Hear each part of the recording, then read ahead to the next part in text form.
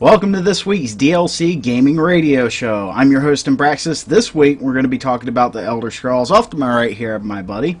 Hi, I'm Jack again, back to talk about Elder Scrolls specifically. I'm really interested in talking about the PvP, class balance, and the triple faction deal that they have going on, amongst other things, so it's going to be a good episode. Yeah, I agree. I'm also interested in talking about the PvP. That's what I've been researching the most, so we're splitting this into two parts. This first part's going to be about PvP, but first I want to talk about a few things. Found some stuff out about the combat system.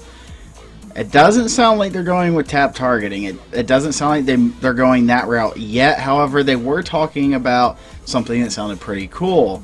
They were talking about how characters are going to be able to play off of each other, how mages are going to be able to throw down fire spells, then warriors will then have flame swords if they're standing inside of it.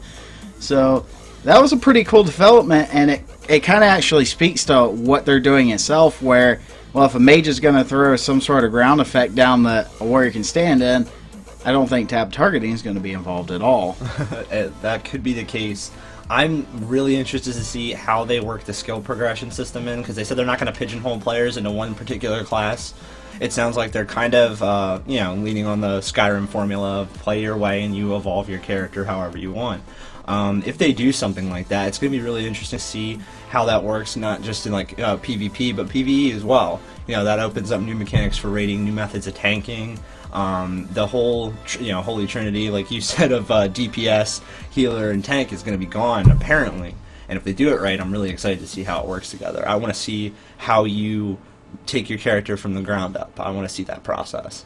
True. I think there will be a lot of complications, though. I mean, could you imagine something stealthy, like similar to a rogue from World of Warcraft, having all the tanking abilities in the world? Well, there has to be some kind of trade-off. Like, if I already have a plan set out, if you see a dude jumping around, shooting arrows in your face and popping off heals, healer or archer, that's what I'm going for. So I want to see if I can make that happen to a successful degree. I think if it were up to my skill as a player and that actually worked, that's really cool. I don't want to see, you've put this much time and energy into these skills, so these are the skills you earn. I definitely don't want to see a gear grind. I think I already touched on that before. I don't want to see grinding and grinding and grinding to replace one bracer or one set of boots. I don't want that to happen again. I want to see cosmetic armor, and I want my character to be based on the time I put into it. Alright, well, so today's going to be all about PvP.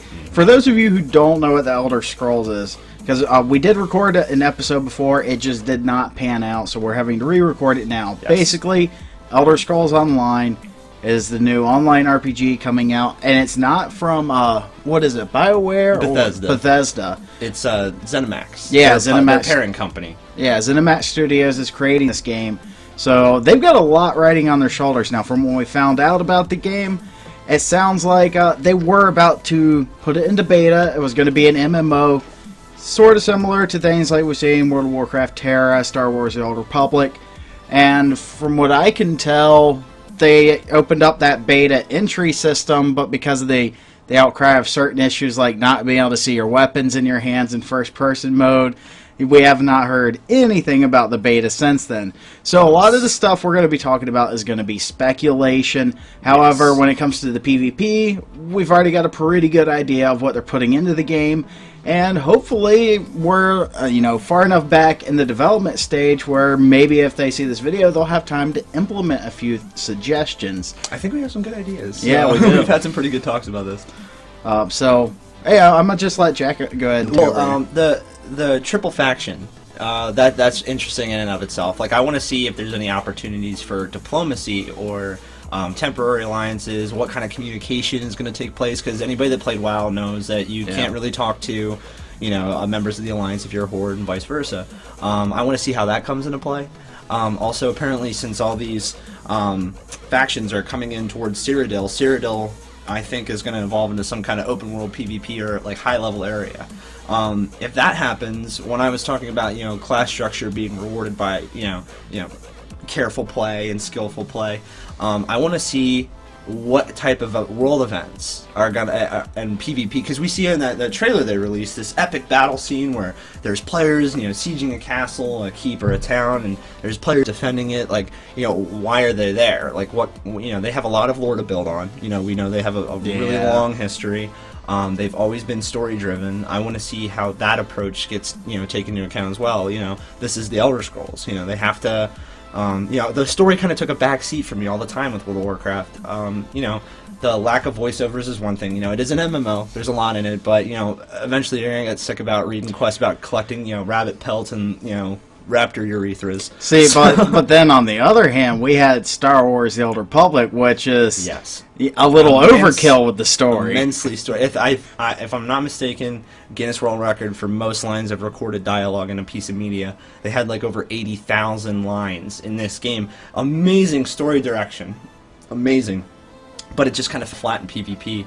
I want to see Cyrodiil be an open conflict zone where it's kind of like, imagine a map getting slowly covered by red, blue, and yellow.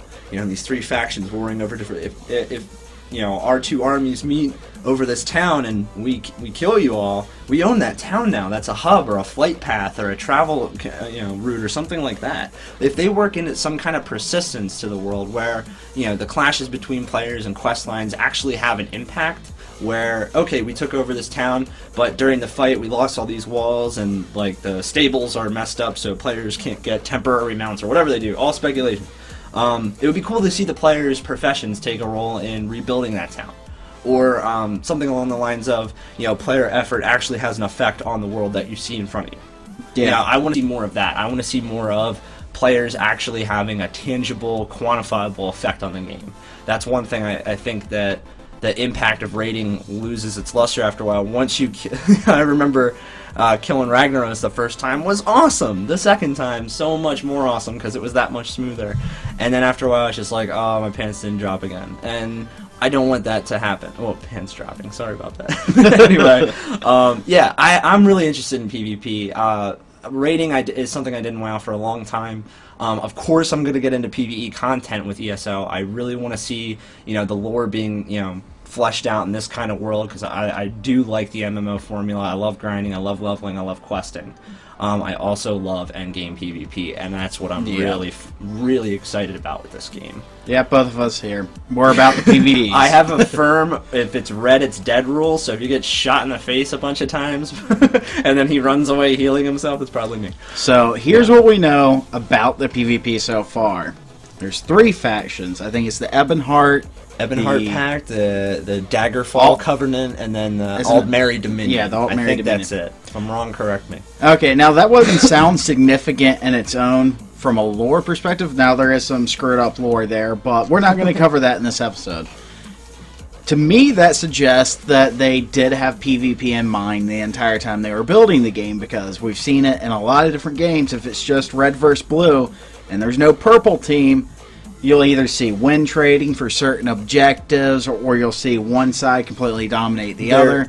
Yeah. And when there's a 3-faction system, PvP flows a lot smoother. Now, the other thing that we do know about PvP is that the entirety of Cyrodiil, which is the central continent, or the central province of Tamriel, is going to be larger than all the zones around it put together. So Skyrim, Morrowind, Hammerfall, all those will be smaller than the actual Cyrodiil. So it sounds like a lot of effort's going to go into their PvP right in the middle of the map. I'm sure they're going to have a lot of PvE stuff. Oh, absolutely. But that has me so excited that they're actually going to donate the central function of, the central piece of land to nothing but PvP.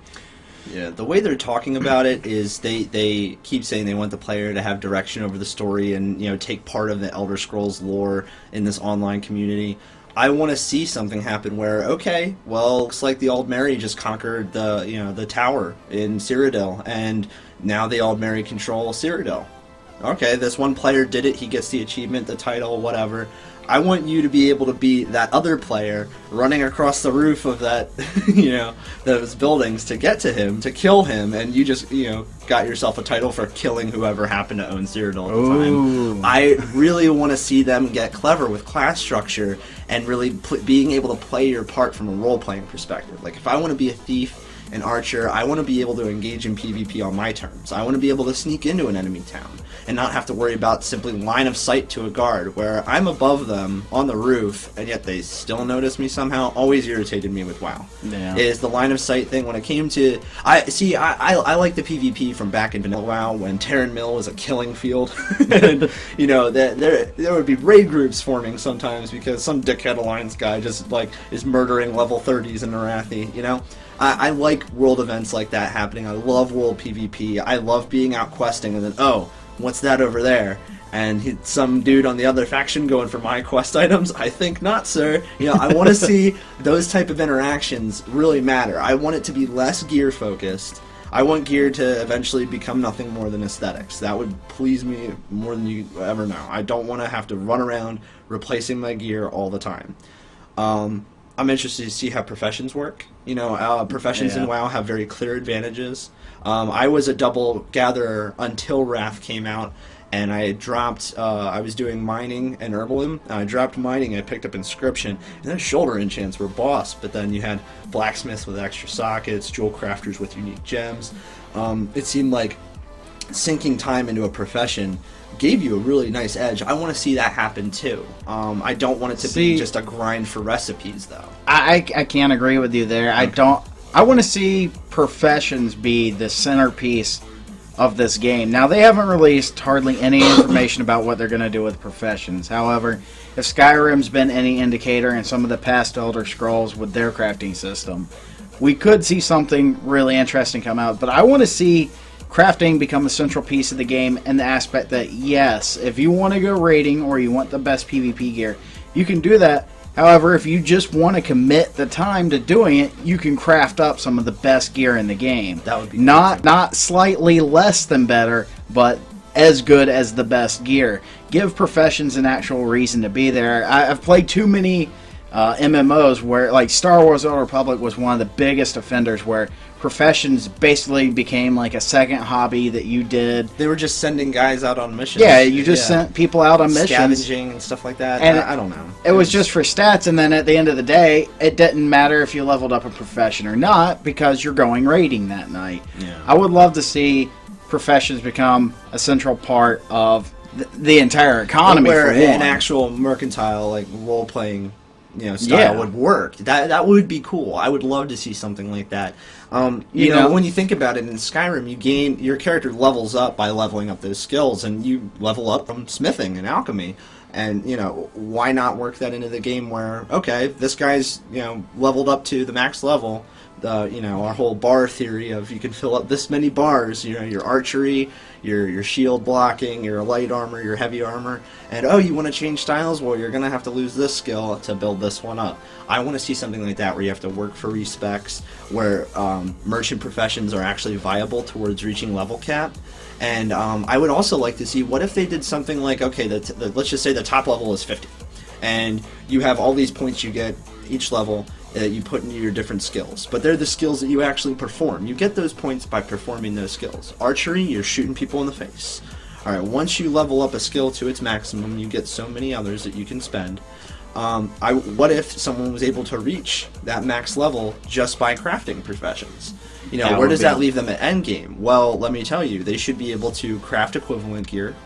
They should, you know, making those high-end recipes both valuable and, you know, having a place in the game rather than just being, oh, this is my crafted set I'm taking into Molten Core, you know, until I get my fire resist set, and then I get my fire resist set, and then I start getting my tier 1 set. You know, I don't want that to happen. Yeah. You know, I would love to see, like, merchant-style professions actually being viable as a role in the game. That's like them breaking off from this, you know, dichotomy of, you know, Alliance and Horde, you know, 3 factions, 3 different viable routes to the end game, which is PvE, PvP, and being a merchant, or something like along those lines. That would be really cool. It's something that no other MMO has touched on, and it's something that, like, actually, Elder Scrolls celebrates. Yeah. You just brought up a really good point. There has not been a single MMO where you could take a non-combat path to the max level, like being a merchant or something like that. That would be a true role-playing game, especially in a universe like this that's so lore-heavy. Yeah, I mean, hell, you got to get your sweet rolls from somewhere. Exactly.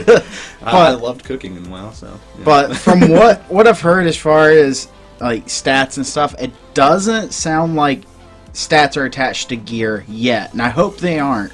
I'm hoping that stats will become something that's It's part of your character and only your character. So you got your stat points, and you build your character's physical abilities however you want.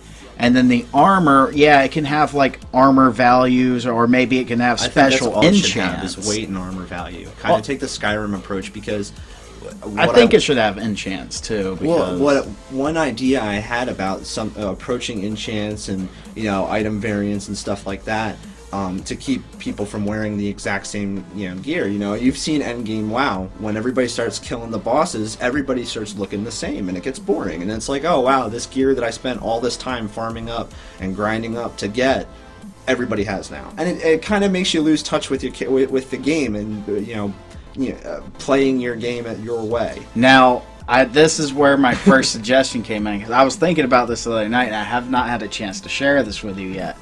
What if, we get the confirmation that there is going to be a crafting system, and say the blacksmiths are out there. What if maybe they put in 100 to 200 different armor sets?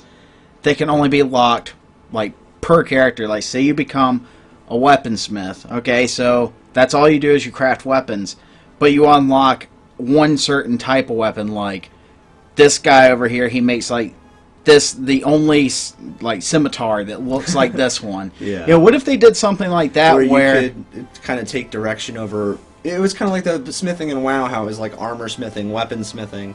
You branched out, but it didn't really feel like you did anything special about it. I get what you mean, like being able to craft your unique item, like a named item that exists in the game. That's something I made.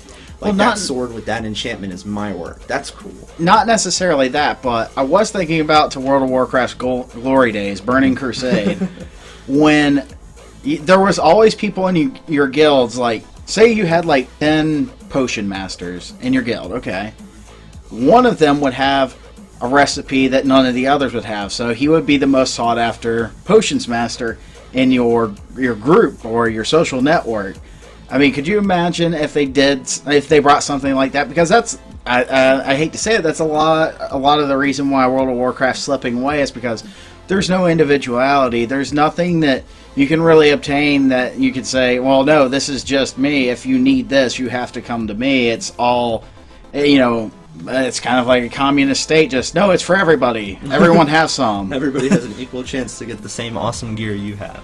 That's why I kind of want to see gear be reduced to just armor value. Let's say you do a quest line to kill some wolf god, alright? And then let's say by beating that quest line, you get access to an enchantment. It's like the Blessing of the Wolf God, plus 20% to select stat. You throw that on your chest piece. And then, oh, I'm an archer and I'm wearing a light armor chest piece. Well, now this gives me 20% more damage with my bow. Something like that, where it's customizable. It's kind of like collecting powers or shouts in Skyrim, where, okay, I got this power or this shout from completing this quest line, or doing this in the game. Seeing a result of your actions in the game, because maybe another player hasn't gotten to that point yet, or just didn't think it was worth the time, or wasn't interested. You have something they don't now. Now, that's not to say they can't go out and do that too, but what if they did restrict it? What if they did say, well, sorry, you have no reason to go do this quest because you don't use bows?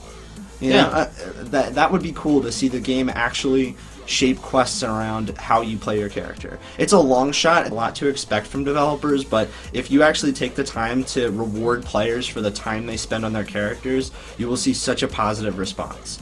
Everybody likes clicking a button and seeing an effect. Everybody likes using that skill so many times that you become so good with it that when you click that spell, it's a different effect now. And you see a tangible bonus to all the work you put in. You see the results of your efforts. That's what players want to see, especially in an online RPG. Oh, online RPG. That's another thing we were talking about, is it's all on one server. They're trying to get away from, I can't connect to my friends and my server's down, so I'm just going to make a character on this server so I can play for now. Well, I'm level 20, so I'm not going to play with my friends anymore. That's always plagued MMOs. Yeah. They're going on one big server. I'm telling everybody right now, I have a firm, it's red is dead policy. Alright? I'm going to kill anybody I see around equivalent level, or at least harry them with arrows and then run away. I'm really excited to see how that works too. I want to see these epic 1,000-man battles. PlanetSide 2's been doing it with a first-person shooter. Everybody, I play Skyrim in third person, which is apparently weird, but Elder Scrolls is typically, approached as a first-person role-playing game, too. Yeah. Zooming out is probably going to be something that players will do to, gain the... Yeah. Well, it's going to give you an advantage, for sure. You can see more. Of course you're going to do it. But I really want to see the players take the reins over how their characters evolve, both, PvE, PvP-wise. Like, my character looks this way because I've done this. My character acts this way because I play like this. I want you to have to look at someone and be like, oh, wow, I see how he does this with his armor because it really helps him with this. So he's got to rely on these 3 skills. But, when he's up against these guys, that's probably really bad for him. That's harder. Making comparisons like that are easy in World of Warcraft because it's always functioned on a rock, paper, scissors, sort of balance where one class always just owns for a while and then they balance it out. And then another class rises to the top because of the changes those make. It's a really interesting relationship seeing how classes work with each other. So I want to see how all these different skills affect each other. See, but then we have the opposite side of the spectrum where back when I was playing Star Wars: The Old Republic, all the classes were homogenized. They were all the same. They all had the same abilities except one lightsaber for like or 2 lightsabers. Yeah, basically that's what it came down to. Yeah. Like, this guy can go invisible. This guy can only become invisible for a second. Big difference, guys. Yeah. I mean, I made a Jedi Guardian. Every character needs to be different. Now, with an MMO, it's freaking impossible. There's just going to be too many people playing for everyone to be different. But that brings me back to my original idea. If it's going to go... We don't know what the business model is going to be, but say it is a subscription-based MMO, and they do put that emphasis on professions. Like I was saying before, if there's certain armor sets, like say for the first month the game's out, people who reach max level of whatever profession they're doing unlocks a certain armor look. Mm-hmm. And then it's locked forever after that, and they keep just having to add more and more content to the game. Because I can't see them, if they don't go with a subscription-based model, I can't see them being like other free-to-play games where they promise you an expansion after an expansion and then the first one never shows up. Yeah, that makes a lot of sense. It would definitely give them the ability to continue to add to the game without having to have everyone buy another game. Yeah, less expansion focus and more of like a drip feed of extra content. Yeah. That would make a lot more sense. Rather than having these like giant world-changing events happen, you see the players kind of carve the world into what it becomes. Okay, let's say after a year of, maybe 2 or 3 years, we catch up in the timeline to Skyrim. Now, that's a stretch. This is just, hypothesizing here. But we're 1,000 years before Skyrim. Let's just say the game's been out for a while, it goes this way, and then later on they're like, oh, well, this expansion is now we're in the Age of Dragonborn, and you take part in some of the events in Skyrim that lead to the Dragonborn defeating Alduin. Like, that world event, once that happened, once that time period ended where, players, accomplished this task so many times, it just stopped, because it's over. New players get to hear stories about it. They get to see where the game goes from there. But you're not just two-manning Molten Core again. Yeah. I want to see the players that are there from the beginning affect the world. That's one thing that I think developers have been trying to do without realizing it. Is they want to see their game. They want people to keep playing their game because they're affecting it. They're changing it. An online community like that, that's your ideal right there, is having an ever-changing online community that the players, control the flow. Yeah. I want to see that map of Cyrodiil get taken over by different colors. I want that to evolve. I want there to be a guild out there that takes over this one, slice of Cyrodiil and is like, this is our turf, and they defend it for months. I want to see stuff like that happening. That kind of reminds me of EVE Online. EVE Online has player relationships spanning years, and giant corporations and syndicates and really weird backstabby plots, really underhanded shit goes on in that game. And I want to see something like that kind of happen with Elder Scrolls, is where the players, either through opening trade routes, supplying those conquered fortresses in Cyrodiil, fortifying their buddies, whatever they want to do. Your PvE players are out there actually fighting them, and your PvE players are unlocking new content and progressing the story. Let that happen. If that happens, you have an MMO that people are going to want to take part in. And that's a success model right there. So hopefully someone out there is paying attention. Definitely. now we're gonna get into the PvP. Yes. Because that's what this video. Yes, that's what the core of this video is gonna be. I just wanted to throw some stuff out there, get your guys' mouths watering. If you got anything to add, go ahead, throw it in the comment section. We'll read the comments, and we'll probably be bringing it up in part 2. We're gonna record this at 2 different times, so you'll have your chance to get your questions answered. Yeah, definitely give us some feedback. You know, we've just been spitballing. You know, we're nerds. We like games. Yeah, We talk love about games a lot. That's why we're doing this, is just to see if anybody out there has any ideas. Maybe somebody gets noticed. They start listening to fans. They are, to an extent. They have to. You know, it's a product that they put on shelves to sell. They have to do that. But I think that this game has a lot of potential, considering who's making it, the lore behind it, the universe behind it. It has a lot of potential. And in today's market, where free-to-play is becoming huge, casual is becoming huge. We touched on that last episode. We need something for us. Something for the people that want to invest that time into that kind of game. Like a game made for the role-playing players. Something like that has to happen sooner or later, and I hope this is the game to do it. It has a lot of potential in a lot of departments. See, PvP. Well, I'm sorry. Go ahead. I'm just gonna say the reason I think it has a lot of potential, and I know some of you guys are subscribed to me for World of Warcraft, and I apologize for saying this, but I think we saw it back in the days of Star Wars: The Old Republic. We're ready for another game that isn't World of Warcraft. Like, Yes. we're waiting for that MMO to come. I mean, we saw a mass exodus when Star Wars came out because we thought it was it.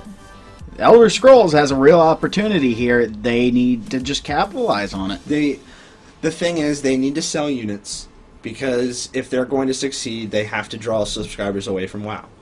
What do they have to do well, what do they have to steal from WoW pretty much to do that? You know, persistent rewards for skill and progress in the game, putting everyone on an even playing field. You get what you earn. No more pay to win. No more recruit a friend, no more, easy passes to max level, anything like that. They need to approach this like, this is a game, and this is what you get for playing the game. And if you keep playing it, we're going to keep making stuff for you to do. If they need to give players what they want. One more suggestion. If anyone from Cinemax happens to ever see this, if you really want your game to be successful, just do something to promote loyalty, like maybe every year that you play, your subscription cost is going to go down like $1. Yeah, even maybe something that $1.50. small would be so appreciated by fans. Yeah, because we want that acknowledgement that some kind we of play. veterancy. Yeah. But anyhow, let's get into the meat of PvP. Mm-hmm. So we already know Cyrodiil, big battleground. Found out some really interesting information. So not only is this engine supposed to be capable of rendering 200 characters on screen at any time, it's meant to do that all the time, so there's the potential for there to be even more than that. I guess on like special circumstances and stuff. We got a 3-faction system. We've got different points to take around Cyrodiil. And I found out something really interesting the other night. If you take down the wall of a castle, it could just be broken and an enemy team could walk right in behind you. Like, we're talking about what we've been looking for as far as MMO PvP. Destructible buildings should be part of games. It really should. Yeah, the buildings in WoW always felt like very rigid and just there, placeholders for enemies. You know, some of the environments were pretty cool. Like, I love Alduar. I loved Karazhan. They had some really smart level design, but they didn't really get too creative with tearing stuff down. We saw siege engines and stuff like that. It's just not the same. Having players be able to storm this keep, break down the walls and conquer it, but then have to defend it with its broken ass walls, that's pretty cool. If they're able to do something like that, because what are they going to do? They just won this battle and all these other players left and they have this keep now, but it has like 2 walls standing. Yeah. What do? Do you abandon it? They can just come right in and take it back. Do you hold on there? What do? You get your buddies that are in the merchants, the merchants guild, to ship over some ore for you to build more walls. That would be really cool. We just found out we can get this like crazy wizard to rebuild our town if these guys go into this dungeon and kill this demon spirit or whatever. PvE guys, step it up. We gotta get this keep going. Yeah, that would be really cool. Seeing like a real-time effect on the world, where players make decisions. Yeah. I want to see that happen. It would be really cool. It doesn't sound too difficult to implement. Maybe in terms of like translating that to a quest structure, it would be kind of difficult. But just presenting players with the opportunities, that would be something that no MMO has ever done before. But, we already have the answer to the whole quest problem, don't we? Oh, do we? We have some good suggestions, but I wanted to clue you guys on a little tidbit information I think everyone just kind of overlooked, and I don't know how they overlooked this. So, developers were talking about taking keeps and how if you knock down a wall, you'd have to defend that keep until that wall is rebuilt or respawns. They haven't decided what they're doing there. Adversely, if you wanted to take a keep whole, you could starve the people inside out by taking the farmland around the castle. Now, to me, that signals something pretty interesting we haven't seen in any Elder Scrolls game, and that would be some form of hunger, having to feed yourself on a constant basis, which would then open up professions like cooking and, you know, it would make sense. Sweet roll makers. Oh, hey, you just built this little ramshackle hut in the middle of town, and then 6 months later you've made enough money to turn it into a tavern, and you make money from other players by selling them food that gives them buffs before they go out and on their adventures. Like, rather than just crafting a stack of potions for your guild, that's your station in the world. Anybody can come into your shop and buy your potions. They can come into your shop and eat your food, and it'll give them some kind of benefit, it'll give you some kind of benefit, and you get to do your thing in the game. That would be, you know, that would be really clever if they were able to work out something like that. And that's kind of touching on something MMO players have always wanted: ownership. Yes, I want to own my character. That's something that's going to be integral to PvP, and you guys need to listen up if you don't take anything else from this video. You need to work something in for your guild system where when guilds get together and they take over areas, their guild banners thrown up all over the place. Yeah. You have no idea what kind of morale effect that has when you see your guild banner displayed in-game on the side of a building. You feel like a badass. Yeah. I want to see those flags popping up and moving and shifting all over Cyrodiil. That would be awesome. Even if it's just a faction flag, that could be enough for a while, given that it's 3 factions. It's not just seeing horde flags here and alliance flags there, but having your guild be the one to take over this keep that's badass, and that would be something. This guild took over this keep and they just spread, and now they own half of Cyrodiil. But see, and what would who's to say they don't betray their current faction, because this faction is going to open up this whole other area that helps them out for their ends. You know, stray from the whole, you know, loyalty system and let players have a little bit of say over who they deal with. Diplomacy again. That would be an interesting take for an MMO. Yeah, truly. You know, what was the game Rift that let you combine classes? It was like you picked like 3 different classes, and that became your class. That was kind of cool. No, wait, but that was wasn't that Guild Wars 2? No, I didn't. No, that Guild Wars 2 was the sure weapons. It was Rift. That was weapons. My bad. But anyway, just seeing like classes play a role in some like interactions like that would be really interesting. So yeah, I completely agree. Yeah, I want to see guild banners everywhere. I want to see your guild be able to take over this town, and that's our town, and we're gonna hold it as long as we can. Now, how do you tie? Now, everyone hates these daily quests. How do you tie daily quests into a game? Well, we think we actually came up with a half-decent answer here. Maybe.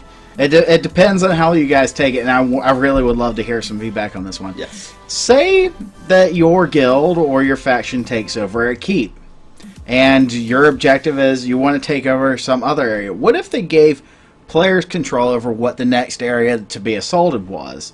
Like, say, maybe once you took over, like, say something like the Rift from Skyrim. Everyone knows that's where the Thieves Guild was. So you take over that region. The next logical area would be to assault up towards Whiterun, right? Sure. No. And, wait, what? Well, up would be Windhelm. Windhelm. Yeah, What in the north, in the Winterhold. specifics? Then to the northwest is Whitehall. But what if players could control the daily quest for PvP and PvE from like a central hub? Like, say it, because players are going to be trying to run the strategies. You know there's going to be huge guilds trying to coordinate massive battles. When those guilds, like, say whatever system has to put them in a leadership position for staging these assaults, say that guild gets control over a questing hub, And that questing hub's going to have things like when they finally decide where they want their catapults, they can actually send out, I guess, kind of like a message to the server or something that says, hey, we want to set up a quest for an escort to this location. Adversely, it'll alert the enemy team that, the Ebonheart faction is moving catapults to this position. And it would open up a quest for them to send a bunch of guys over to try to take out the people who are helping move the carts, or move the catapults over. I think giving players a choice over what daily quests they want to do, and then adversely having players control what daily quests are going to be opening up, would be a huge help. Like, say, maybe those catapults that are being sent to another location need some, like, ore or some sort of raw materials to be built. So then you have maybe people who don't want to be involved with the PvP or just going out farming up materials and then bringing it to the war effort, something tangible where they're going to be given like a stipend of gold for donating their resources to the effort, and then that would in turn unlock more resources. This might be getting a little picky, but I want to see those kind of interactions go even deeper. I want to see the melee focused character get a quest to, okay, they're moving these catapults and this NPC general is leading the charge, and there's other players that have an escort quest to make sure he makes it there alive. Well, your goal is to kill him. And the thief character, the archer, has a goal to assassinate this VIP NPC who's also being guarded or something like that, or has to sabotage one of the catapults. And then these healers there have to rescue these prisoners that are being taken with the caravan. Stuff like that. Or maybe another player is disguised as a prisoner and has to get over to the other campman and wreak havoc from within. So I'm getting really, really speculative with it, but just as an example for anybody watching that wouldn't have any bearing on this, giving players that particular kind of control over their quests without really offering it to them, just saying, okay, you've built your character this way, this is the kind of quest that makes sense for you, that is pretty cool. That, it is pigeonholing, it is saying, like, this is what you did, this is what you get, but at the same time, it's like, this is the way you play, so we feel like this is what you would want to do with your character in this situation. Quest structure is something that, does fall kind of flat during the leveling grind once you get focused on endgame stuff. I don't want to see that happen. I enjoyed questing in WoW. I loved leveling.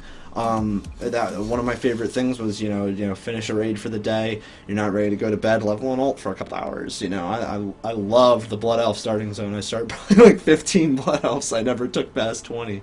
But anyway, I want to see players have control. That's one of my biggest things in this game. PvP, I want it to come down to skill more than what your character is wearing.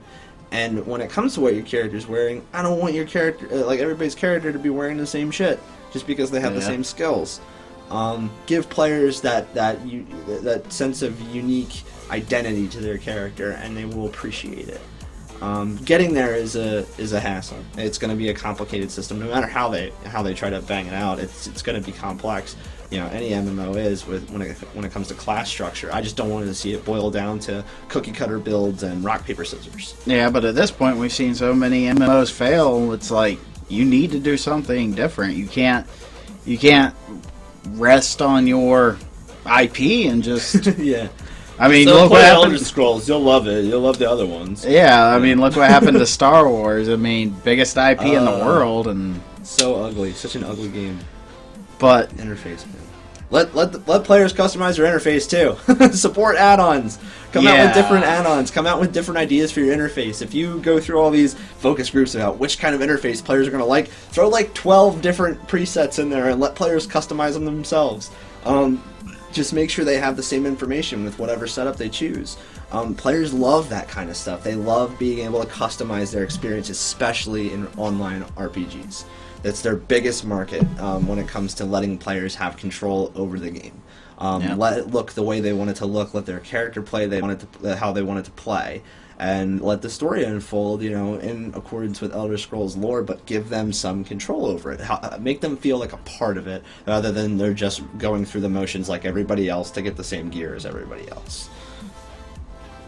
yeah, I think that's probably going to be the moral of today's story. Yeah, that was a good Player one. control. Yeah. I'm a big fan of role-playing games, and I think they have an amazing amount of potential with this, and I'm really excited to see what they come up with. I do. I think the same thing. They've got the right IP. They're hitting the market at I feel like the right time. I mean, we're seeing World of Warcraft's numbers drop. We've seen Slowly a but bunch of surely. MMOs. We've seen a few MMOs, and I'm not going to say specifically which ones. Look like this might be their last stand, their last hurrah.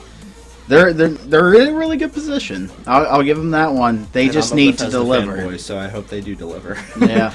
I love Bethesda. But yeah, I've loved role playing games for a long time, and I just really want to see them take control over all the potential they have. Definitely critique us if you think we have stupid ideas, or if you think your idea is better. Leave us a comment. We'd love to generate some discussion. As Imbrax has said, we're going to come back with part 2, hopefully responding to some of the stuff you guys say. Definitely, I want to talk about PvP. I'm super excited to kill you in this game. So please leave your comments, especially about PvP, what you want to see with class structure, what you envision your ESO experience being, anything like that. Feel free to contribute. We definitely want to hear what you have to say. Yeah, definitely leave comments, leave feedback. You'll be surprised what one comment can just completely change your view. Oh, by the way, speaking of one comment earlier, before we end the video for today, I wanted to touch on one other PvP idea. You were talking about the Emperor. Now, I'm thinking about the Emperor from a different perspective. They're saying that you can achieve the title of Emperor of Tamriel through PvP. I'm just thinking about Afro Samurai, the first and the second Number one headbands. headband. Yeah, That would be awesome. I would love to see something like that happen. Could you imagine that? Everyone rallying around the Emperor, and the guy. There's only one other person who was the runner-up of the Emperor that can actually challenge the Emperor himself, but he's got to get through everyone else and bring a big group, and that'd be pretty fun. Yeah, I just want to be Brad Pitt at the gates of Troy, screaming for Hector, with my armies behind me, and after a single combat, they clash. I want to see giant, crazy PvP fights that are based on skill, based on your choices, rather than clicking buttons in the right order and wearing a matching set of armor. We didn't even get I into have high combat hopes. today, but unfortunately, we're just out of time. I guess this is actually going to become a 3-part series. We'll pick this up at another time. Leave your comments in the section below. Definitely want to hear from you. And I'm in Brightness, I'm Jack. and we'll catch you later. Have a good one.